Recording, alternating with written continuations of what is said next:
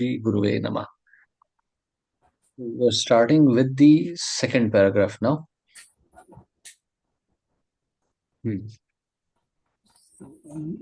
This is the paragraph you have to start with, the restlessness or the fickleness of the mind. Yeah, so would someone like to read? Shall I read? Yeah. So, the restlessness or the fickleness of the mind, Manovega, is controlled when one can fix his mind on the lotus feet of Krishna. The Chaitanya Charitamrita, Madhya 22.31 says, Krishna Surya Sama, Maya hai andhikar. Yaha Krishna taha nahi, Mayara adhikar. Krishna is just like the sun, and Maya is just like darkness. If the sun is present, there is no queries of darkness. Similarly, if Krishna is present in the mind, there is no possibility of the mind being agitated by Maya's influence. The yogic process of negating all material thoughts will not help. To, to try to create a vacuum in the mind is artificial. The vacuum will not remain. However, if one always thinks of Krishna and how to serve Krishna's best, one's mind will naturally be controlled. Similarly, anger can be controlled. Prabhu, should I pause over here? Yeah, we can see here. So, Manovega, by fixing on the lotus feet of Krishna.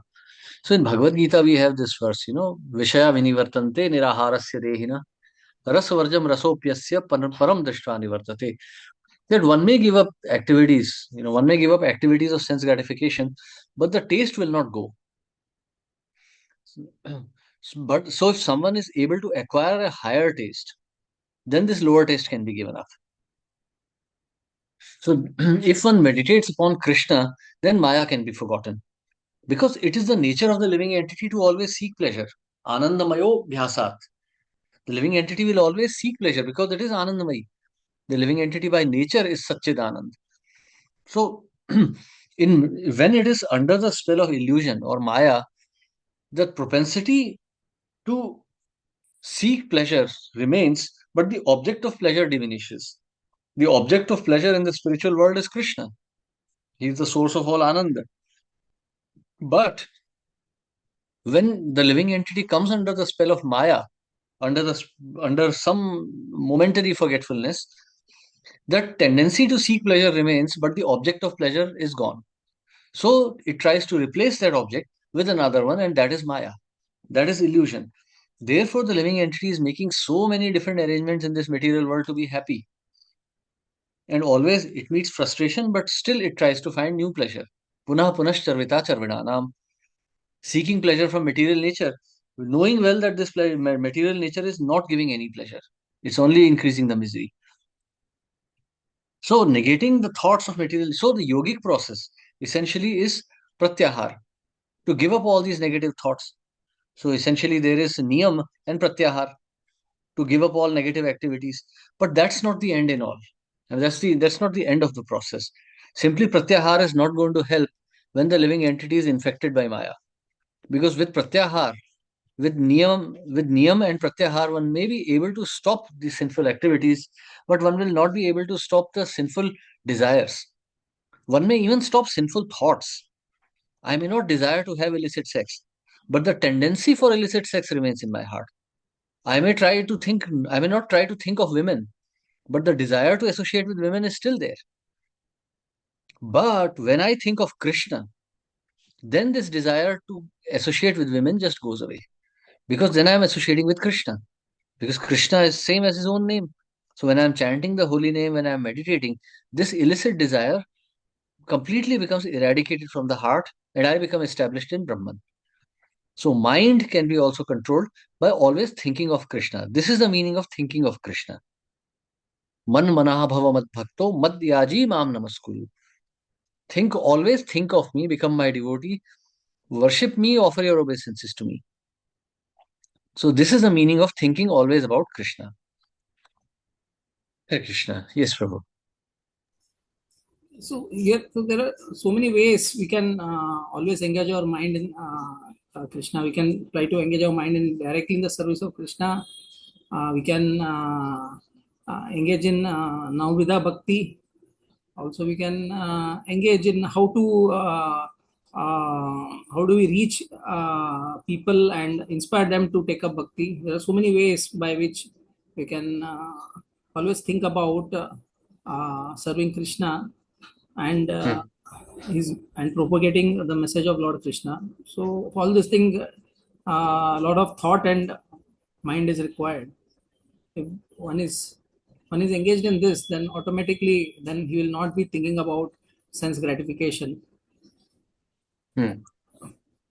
or no question of being influenced by any other speculation. See, Prabhu, what is speculation really? If we kind of, try to analyze this word speculation, it means an invention of our mind in the absence of any knowledge. So, the story of elephant and the blind man. So, in the absence of any vision, the blind men are not able to conceive the actual shape of elephant or what elephant itself means. So, just like that, the living entity misconceives. So, for example, you know, for example, we see this mm, Mayavadis. Too much of illusion, just speculating, neti neti, not this, not this. So, in this way, these uh, speculators, they become more and more confused. So, and if we go on speculating, we'll not be able to find the right path. So, to find the right path, we need knowledge. Scriptures, Maya Mugdha Jivera Nahi Sutta Krishna Gyan, Jivera Kripaya Kaila Krishna Veda Puran. Actually, the whole basis for the spiritual progression or even the Guru Sampradaya, the Guru Parampara, is all in the scriptures. Because scriptures are vast and they are very difficult, a guru is needed to interpret them. But Guru himself does not give his mental interpretation. He is self-realized, so he speaks on the basis of what the Lord has spoken.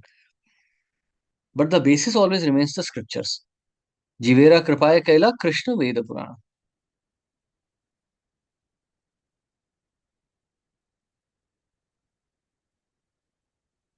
Yes, Thank you, Guru. Hare Krishna. Hare Krishna. So maybe we can continue. So, any devotee would like to read? We can read from this paragraph. Similar. I will love to read Prabhu Yes, Prabhu, please. Krishna. Similarly, anger can be controlled. We cannot stop anger altogether, but if we simply become angry with those who blaspheme the Lord or the devotees of the Lord, we control our anger in Krishna consciousness. Lord Chaitanya Mahaprabhu become angry with the miscreant brothers Jagai and Madhai who blasphemed and struck Nityananda Prabhu. In his शिक्षकथा Lord Chaitanya wrote, Tanad api sunesche taro api sashinuna. One should be humbler than the grass and more tolerant than the tree. One may then ask why the Lord exhibited his anger.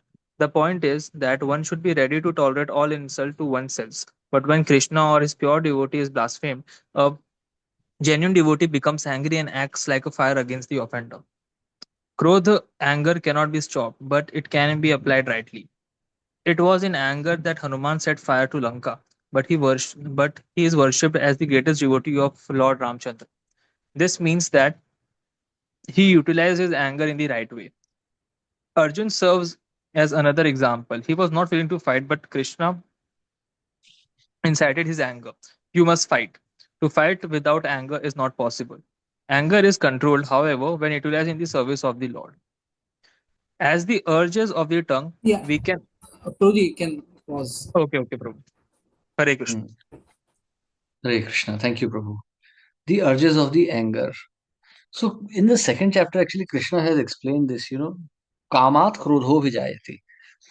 So anger is not really, it's not something which is inherent to living entity, but it is also a product of the living entity's association with the material nature.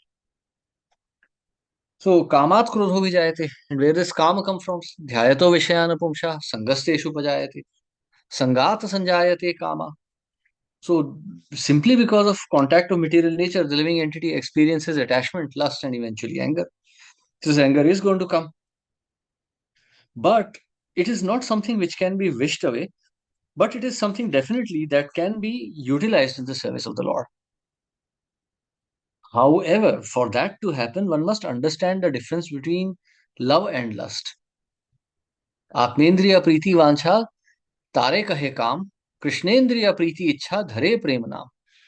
The desire to satisfy one's own senses is called lust, but the desire to satisfy Krishna is called love. So Srila Prabhupada here is giving three examples: Chaitanya Mahaprabhu, Hanuman, and Arjun. All three examples, they are not getting angry for their own desires, but they are getting angry for the desires of the Lord. Jagai and Madhai were obstructing the path of dharma. They were obstructing the process of preaching. They struck Nityananda Prabhu. So therefore Lord Chaitanya got angry. Nityananda Prabhu was not doing anything. He was innocent. He was just preaching. In fact, he did not even force. He just said chant the names. And they became angry.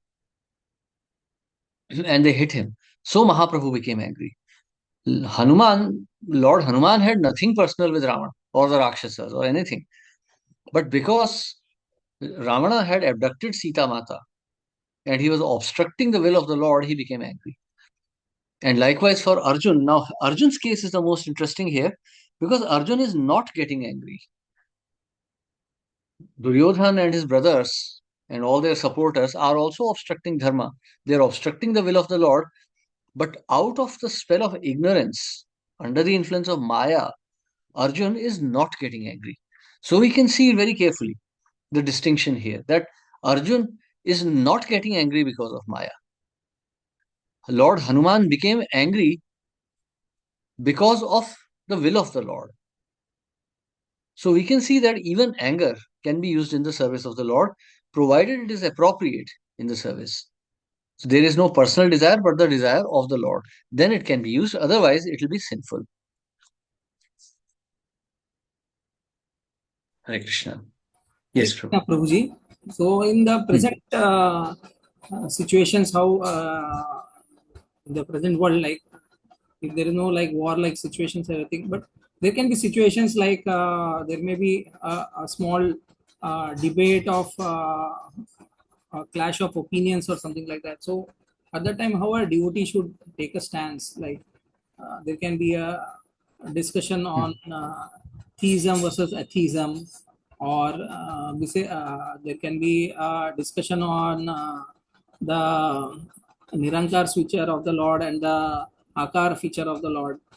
So Hmm. some set of people may say no, we believe in this way, and we propose bhakti in this way. So Hmm. what should be the stance, like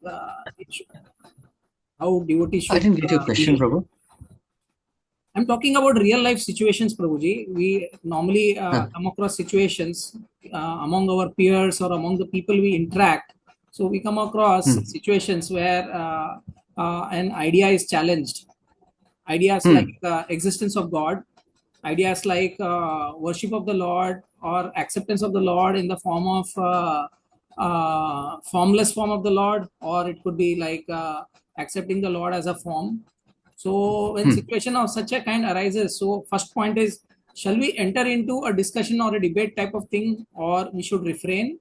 Second Hmm.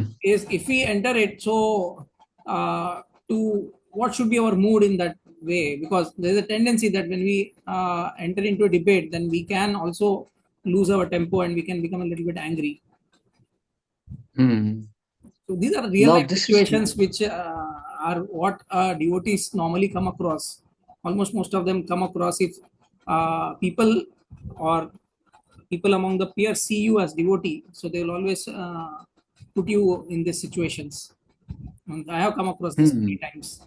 So how do you go about Now for this is a this is a nice question, Prabhu. This is a very nice question. Hmm. So first of all, you should enter a debate. I mean, it's your duty to enter a debate, just like it is a soldier's duty to enter a fight. However, just like a soldier, it is also your duty to be qualified for that fight. So you're getting the difference here. So if you're getting into a debate, you should be prepared for it. This debate should not be entered lightly. Because if you are defeated, then it is not just you, your whole philosophical stance is defeated.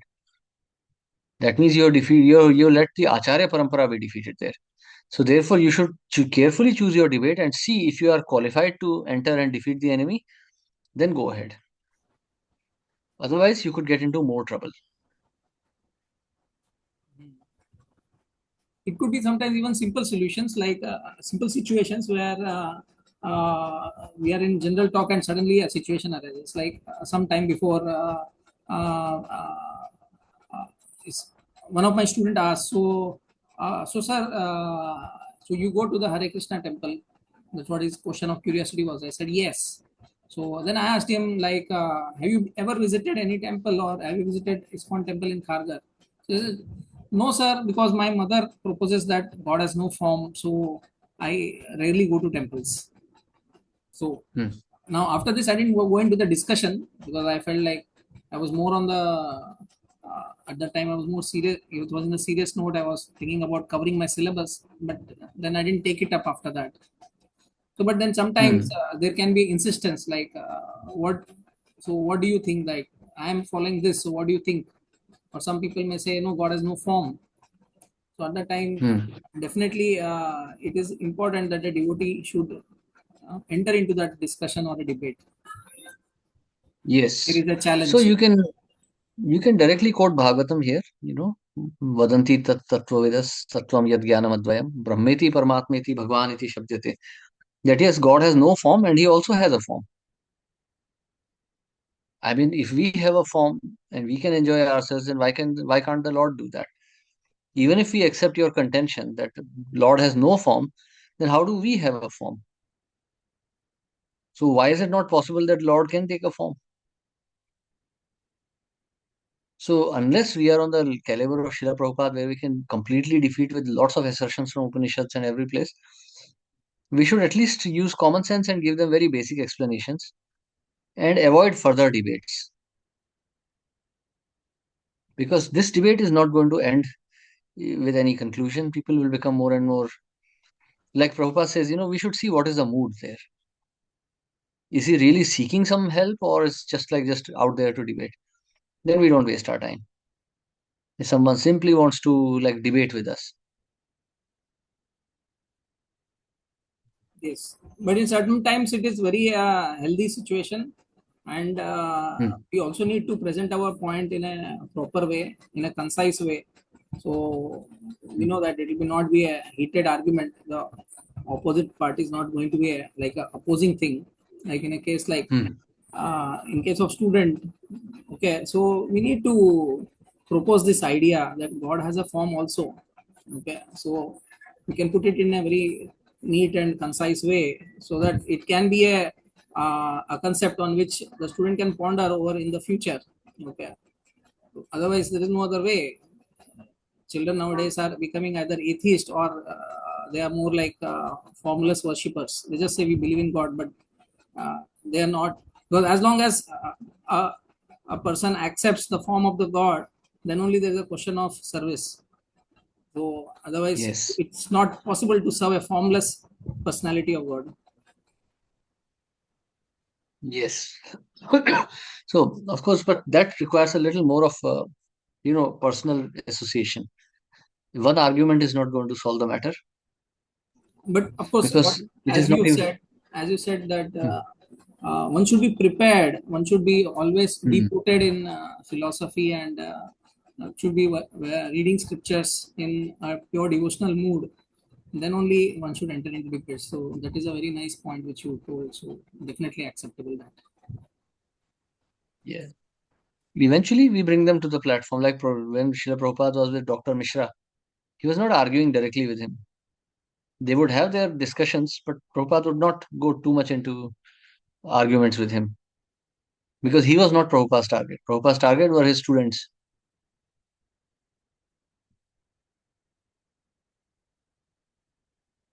Hmm.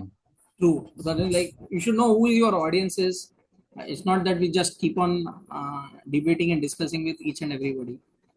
So one should be intelligent enough who is really going to accept the message or who is going to understand the philosophy. Then only you discuss. Yeah, that's a nice point. Yes. So maybe we can take one more paragraph. Harsh has a doubt. Harsh has some point. Yes, Prabhu. Hare Krishna, Prabhu. Yes, Prabhu. So, Prabhu, is there any litmus test so that we are, if we are in any situation, so we can just contemplate upon or think that whether we should become angry or not, or is there some kind of, how we'll understand that, this we are getting angry in name of God. This is not our some, you know, personal thing. So, is there Hmm. any litmus test kind of a thing, just to understand, to have that, to just keep it as a weapon to use it, whether we have to get angry or not in a particular scenario? Because there are a lot of circumstances, right? If we are, Yes. so that's why. Nice question, Prabhu. Nice question.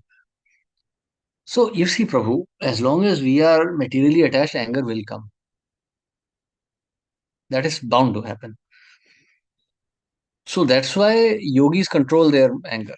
They control their emotions, control anger, everything. That's like the yogic process. How do we apply it in our life? So we have to understand one thing, that this anger is actually mm, entangling us more and more in this material nature. So as far as possible, try to understand that I am not this body. Anything applicable to this body is not applicable to me. So for your question, my suggestion will be from Bhagavad Gita: Tam stitikshasva bharata. Just tolerate. Even in arguments with people where there are philosophical discussions, don't get angry, because we are not meant to get angry. See, other person is in complete ignorance. Mm-hmm. He really has no knowledge. So if one is getting too offensive, just end the argument and leave. Don't waste time, because it's not going to help anyway. If you get angry, he gets angry. Nobody benefits. True. So then follow-up question is then when to become angry. So this is about tolerance and not to become angry, right? Hmm. So this is to Like, control our yeah, anger. So when we like, should just let go of ourselves. Like now you can become angry. yeah. If you see someone like deliberately vandalizing the temple, hurting the devotees, then you can get angry. It's all right. So it should be uh, depend upon if anything is happening to a devotee or a temple, or it should be to the other aspects of life as well.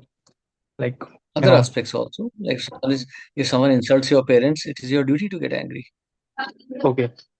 So You can't wherever say, "Oh, we I have tolerated." our duty, so at that time we can become angry. So, but at that time we felt bad because they are my parents, right? So there is a Hmm. kind of a material attachment to it. Yes, So, so it's then all right, how because to that's also understand a this? part of dharma. See, your parents are also your dharma, because they have given you this material body. Unless you are 100% free from this misconception of the body, your duty towards your parents remains.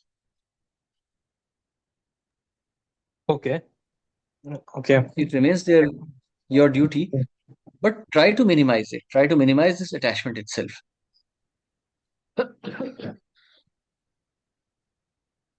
okay. So try to minimize this. So, can we understand it in this way that even if we are getting angry, we should only focus Hmm. on the solution. If we have the solution, we shouldn't lament the, the cause of from wherever we got angry, the cause of it. Once the issue is Yes. resolved, we should come back to normal. There's no need to take revenge or get put fuel in the fire. Hmm. Yes. So you Okay, have to bro. be judicious. As you study the scriptures, as you chant more and more, Krishna will give you the intelligence by which to decide what to do in a circumstance. Okay, bro. You don't worry, you will know when the circumstance comes.